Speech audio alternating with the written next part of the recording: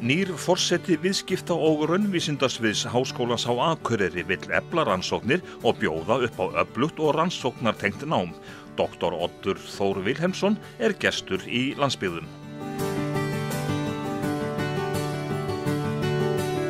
Oddur, þetta svið vísinda og raunvísindasvið, er þetta gott kombó að kenna þessar tvær deildir saman?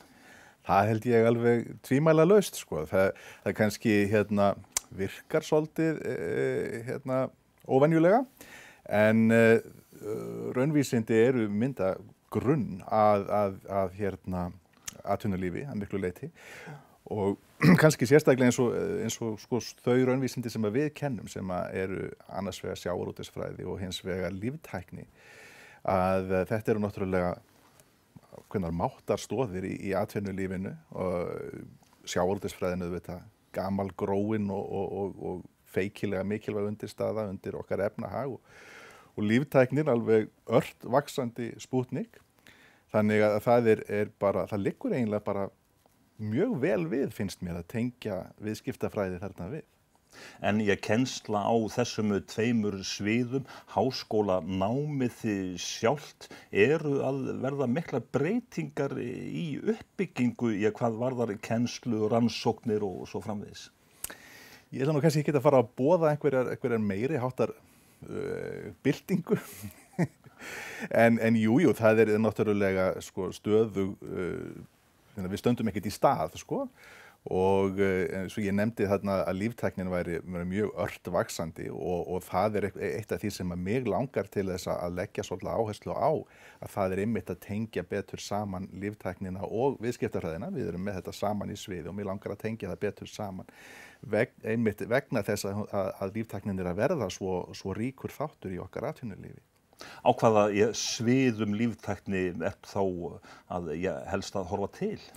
Já, líftæknin er náttúrulega alveg yndisleg fræðigrein, hún tengist svo mörgu, það eru svo margir vinklar á henni. Líftækni er í raun og veru bara hagnýting á hvers kyns lífvísindum, á lífverum og einstökum þáttum úr lífverum.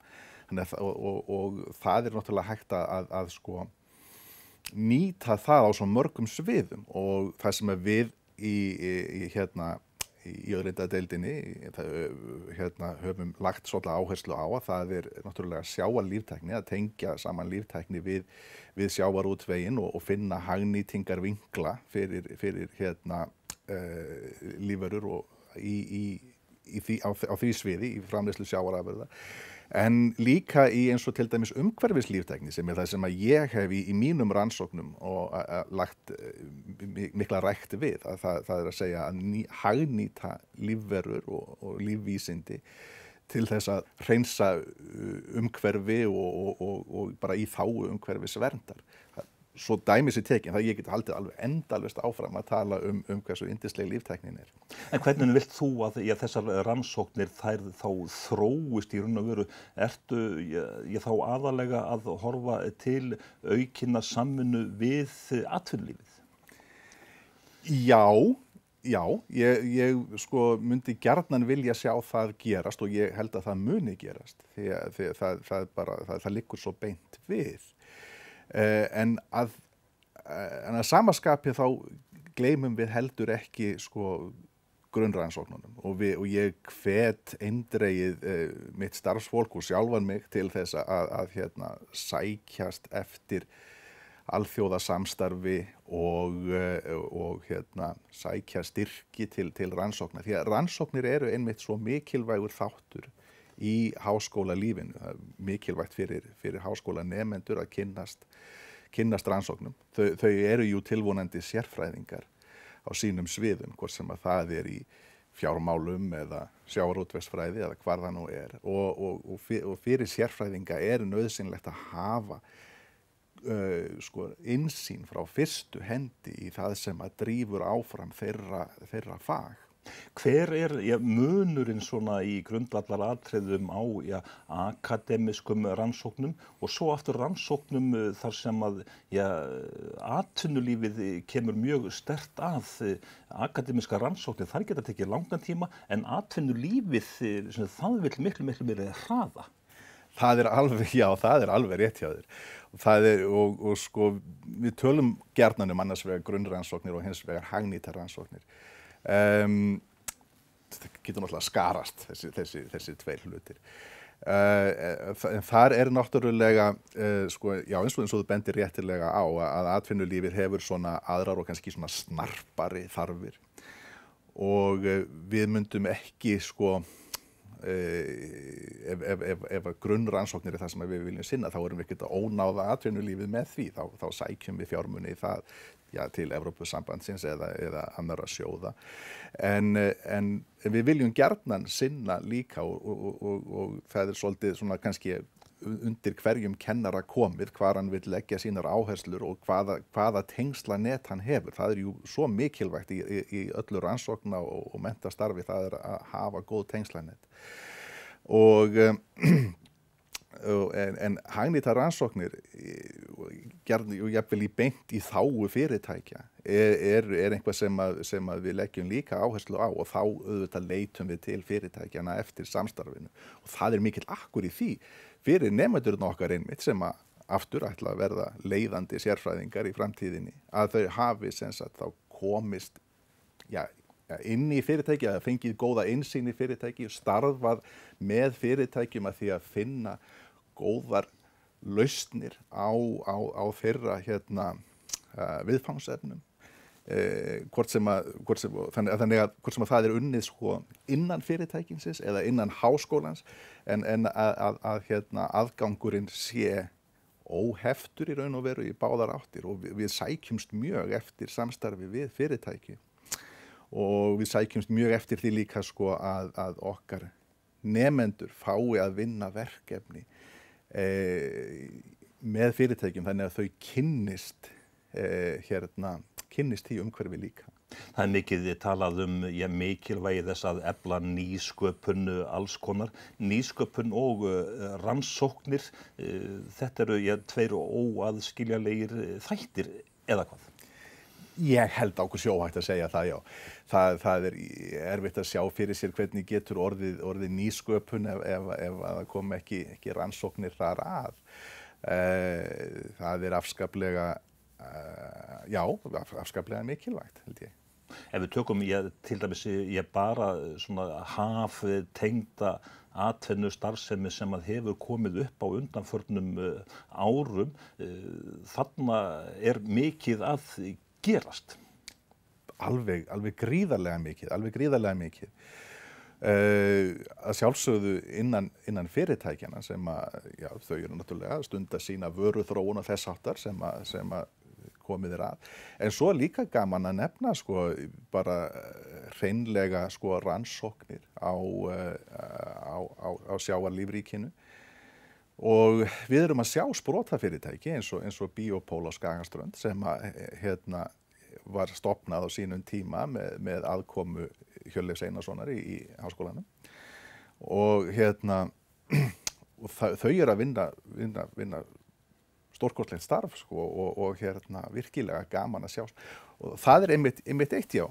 Sprotafyrirtæki einmitt eitthvað sem að við myndum gjarnan vilja og ýta nemendum okkar í að fara í. Það auðvitað, það þarf mikla djörfung til þess að skella sér í að stofna fyrirtæki og henda af stað nýsköpun á þeim vettvangi, en við reynum að ýta fólki svolítið í þá átt. Okkur finnst það mjög spennandi. En ef þú berð saman rannsóknarstarfsemi innan háskóla á Íslandi og svo í nágrannalöndin, hvernig staðan heldurðu? Staðan að mörguleyti góð, og þar held ég að sé mikilvægast að sko kannski frekar heldur en einmitt að vera að bera okkur saman, við stöndum okkur svo vel í þessu, hinir standa sig vel í þessu, það að tengja saman og vinna með fólki á alþjóðavettvangi til þess að við fáum virkilega sko framþróun og nýsköpun, þá þurfum við að vera í tengslum við það sem í gangi í umheiminum. Ekki bara í nágrannalöndunum, bara bara á heimsvísu. Þetta er mjög ríkur og mikilvægur þáttur í starfi háskólakennara. Það að rækta sitt tengslanet eins og ég nefndi áðan. Og mörg okkar hafa lagt aðal áherslu á einmitt að sækja þau tengsl sko út fyrir landsteinana. Þó að auðvitað viljum við líka vinna með fólki hérna innanlands, en það er bara svo mikilvægt að fá bæði sjónarhorn og auðvitað fjármagn líka erlendis frá. En hvað með doktorsnám, Háskólinn á Akureyri, hann hefur núna heimild til þess að taka inn doktorsnema. Breytir það miklu fyrir háskólann? Já, það gerir það, sko. Það er doktorsnám er alfarið rannsóknarnám í raun og veru. Ef við fáum nemanda sem hefur lokið meistaranámi á viðeigandi sviði, að þá þarf sá nemandi ekkert að taka námskeið eða slíkt, en við kannski finnum eitthvað sem hann vantar að læra, þá finnum við námskeið fyrir það. En megin áherslan er á rannsóknirnar, en þannig að doktorsnemi, hann er að eyða þetta 3 til 4 árum. Hann alfarið einbeita sér að einu stóru rannsóknarverkefni. Þetta er frábær lífsreynsla.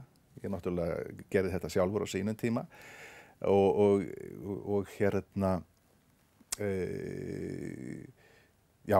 er bara og doktorsnemin hann færir líka sko sínu umhverfi í háskólanum svona fókus á rannsóknir, á rannsóknarverkefni. Fjármögnun líka verður sumuleyti einfaldari ef maður getur sagt að upp úr þessu verkefni á að koma doktor með sína doktorsritgerð og sínar birtingar á alþjóðavettvangi, þá er það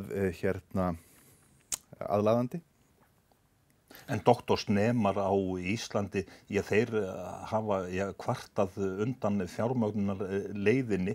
Hvernig er staðan hérna á Akureyri? Eru doktorsnemar á fullum launum til dæmis? Já, það er bara hreinlega skrifað inn í reglurnar hjá okkur að doktorsnemar verða að vera starfsmenn háskólans. Þeir sem sagt eru skráðir sem starfsmenn háskólans og eru þá á launaskrá og fá laun. Launin eru þá auðvitað greidd af viðkomandi verkefni.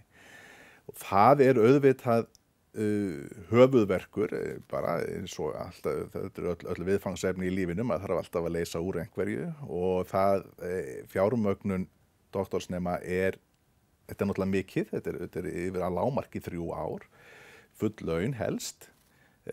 Margir doktorsnemar reyndar eru í hlutastarfi sem doktorsnemi. En við viljum helst að þau séu í fullu starfi.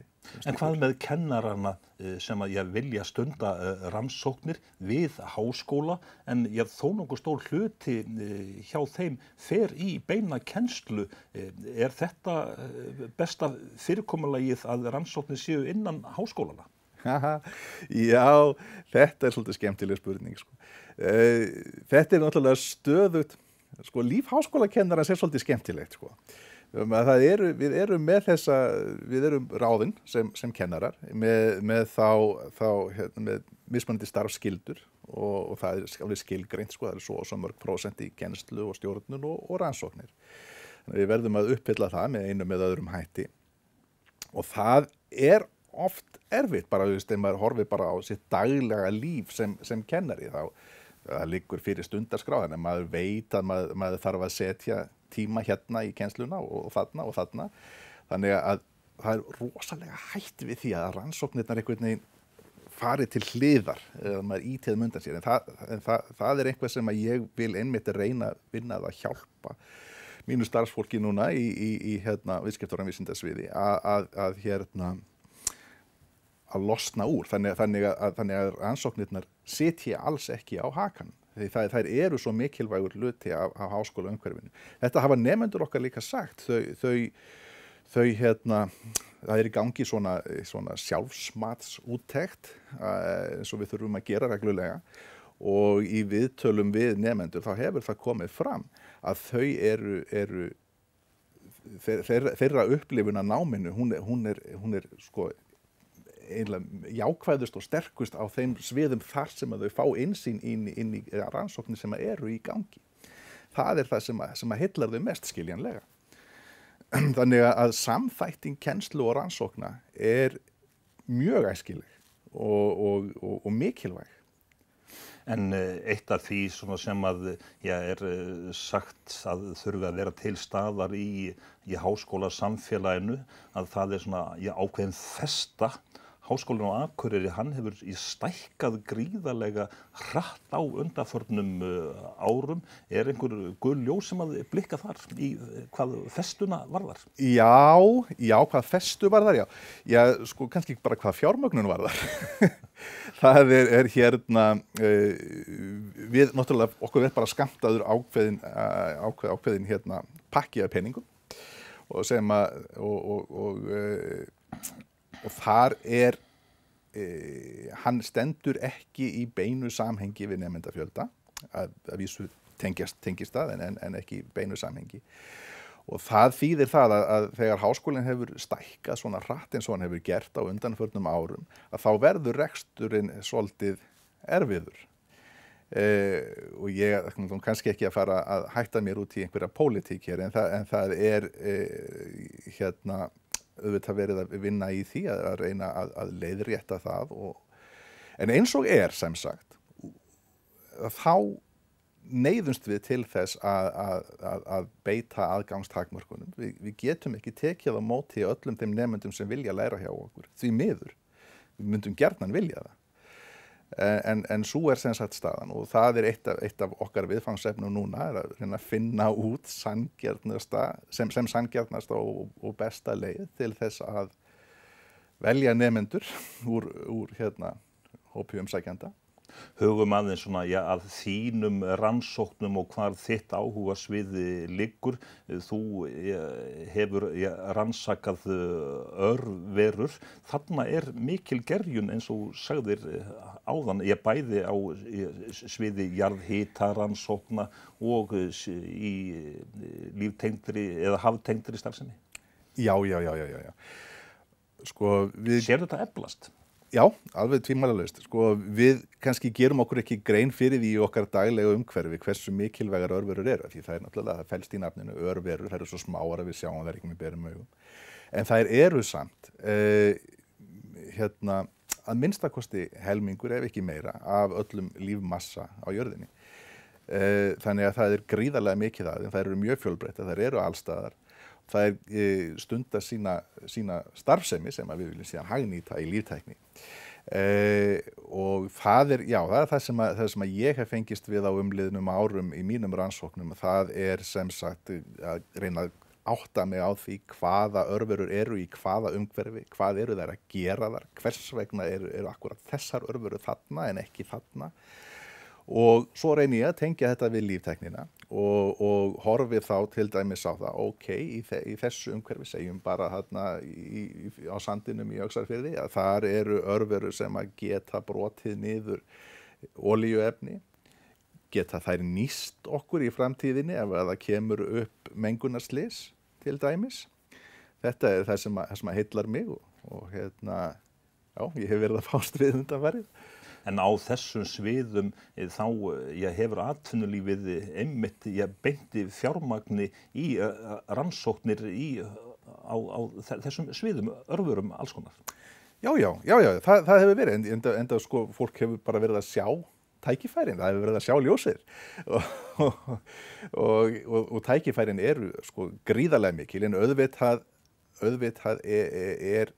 mikill kostnaður og mikil vinna, margra ára vinna að komast frá því að ég sjá einhverjar örverur í einhverju fjöru og að því að það verði að einhverju hagnýtanlegu kerfi sem að getur skilað fyrirtæki arði. Þarna auðvitað mjög langur vegur á milli og ég hef svolítið, eins og ég segi, ég hef svolítið verið að vinna alveg á grunn-endanum á því rófi. En það eru mikil vinna þarna á milli og margir sem að geta komið þar að. Og það er vissulega draumurinn. Hvað með alþjóða vísindasamfélagið þess horfir heimurinn til okkar í þessum efnum? Já, það er Ísland er mjög eftirsóknarvert akkúrat á sviði umhverfis örverufræði. Það er ég hef þurft að vísa svolítið frá mér fólki því það bara of mikil ásókn í fólk sem langar að koma hérna og fara með mér einhvert upp á fjöll og skoða örverurnar. Á Akureyri eru nokkrar stofnanir sem að tengjast norður slóðum. Hvað sérðu fyrir þér að gerist í rannsóknum við Háskólann á Akureyri sem að tengjast norður slóðum og þá kannski örverum? Það er mjög mikil gerjun í gangi. Við erum með norður slóðanet og það eru náttúrulega, eins og þú sagðist, heilu stofnanirnar sem eru að einblína á málefni norðurslóða, stofnun Vilhjálms Stefánssonar og náttúrufræðistofnun og fleiri. Og það ég veit ekki hverju ég á í sjálfu sér að spá, það er mjög margt í gangi og mín tengsl eins og ég sagði eru kannski meira svona við grunnrannsóknirnar, náttúrufræðina heldur svona hefur verið í gegnum tíðina. En sko hagnýtar rannsóknir eru líka mjög mikilvægar og tengjast líka inn á norðurslóða umræðuna að mörgu leyti því að það er auðvitað við búum hérna á mjög sérstökum slóðum, sérstökum stað og við þekkjum það náttúrulega að við erum í fámenni. Þannig að það svona skapar ýmsar áskoranir sko varðandi hagnýtingu rannsókna því að okkar umhverfi er svo smátt. Og þá auðvitað vaknar upp sko spurningin tengsl út fyrir landsteinana. Það eru ýmsar áskoranir varðandi slík tengsl sko á norðurslóðum, bara einfaldlega því það er svo dýrt að fara á milli staða hér á norðurslóðum. Getur maður kannski nýtt sér netið í einhverju tilvikum. En já, maður getur alveg látið hugan reika sko og spáð fyrir einhverjar spennandi rannsóknir í framtíðinni en tækifærin eru algjörlega óþrjótandi. En þegar að verða til svona klasar eins og norðurslóða klasar þá við Háskólann á Akureyri og við getum svo sem kannski sagt að á Íslandi sé einn norðurslóða klasi. Samstarfið, hversu mikilvægt er það að vera í slíku samstarfi upp á að fá fjármagn og annað slíkt til rannsókna? Það er algjörlega nauðsynlegt. Það er algjörlega nauðsynlegt. Alveg kannski sérstaklega þegar við erum að horfa svona grunnrannsókna megin á hlutina því að þá bara þú bara færð ekki fjármagn ef þú ætlar að vera bara einhver einyrki sko einhvers staðar einn út í horni eða kannski með nonna og palla vinniðinum eða eitthvað svoleiðis. Það þarf virkilega að rækta tengslanet og helst sem víðfeðmast. En þegar maður að búa til samstarfsgrunna alls konar, ekki bara bullandi pólitík í þessu eins og öllu? Já, það hefur reyndar ekki verið mín reynsla. Jú, auðvitað er það á einhverjum sviðum alveg örugt mál. En það hefur semst ekki verið mín reynsla. Sko, eins og þetta hefur gengið fyrir sig á mínu rannsóknarsviði að þá maður fer á einhverja ráðstefnu, spjallar þar við einhverja fólk og segir já, mikið er þetta spennandi sem þú ert að gera. Ættum við kannski að setja saman eitthvað skemmtilegt verkefni og þá segir þessi sem ég er að tala við já, veistu, sko, svo þekki ég annan sem er að fást við þennan vinkil á vandamálinu og Og þannig verða til svona net og svo búum við til umsóknir og sækjum til dæmis í sjóði Evrópusambandsins sem við höfum gert með þokkalegum árangri og þannig fæðast rannsóknarverkefnin. Hvað segir þú við þína nemendur sem eru þá hugsanlega að útskrifast og að spá svona í framtíðina?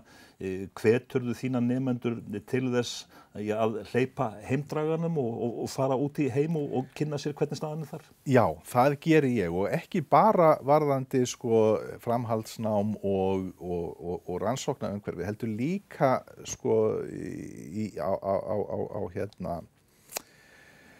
á sviði atvinnulífsins því